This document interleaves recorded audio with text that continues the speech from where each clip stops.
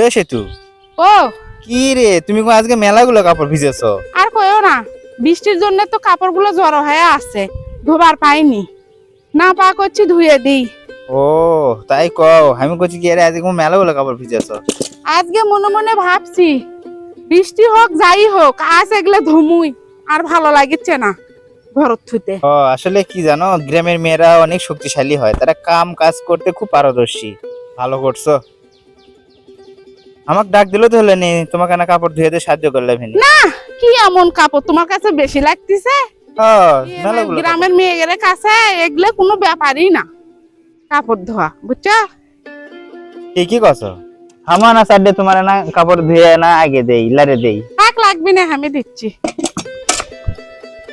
ই আবার ম্যাক করে আসলো, কি লারে দেব তুমি? সুগবি না মনে হয়।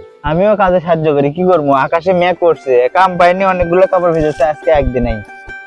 সিপো সিপা লাই কাপড় ছিললে তাড়াতাড়ি ছিঁড়ে দিবি।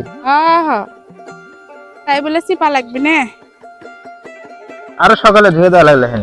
সকালে বৃষ্টি না, সকালে কেমনে ধুমো? তুমি দুপুর বেলা ধুয়ে দিচ্ছ, সকালে যে দুপুর বেলা বৃষ্টি, সুগবি এগুলো মানুষ সুগন হয়ে গেছে, তুমি কেবল ধুয়ে দিচ্ছ। তিনটে দড়ি তাও হচ্ছে না। আরেকটা মনে হয় ওষি টাঙ্গে দিলে ঠিক হলো হয়নি না? আর সাদতি থাক, তুলবো না। বৃষ্টিতে ভিজুক, আবার সুগবি, আবার ভিজবে, আবার সুগবি, তাই করবো, আর তুলবো না।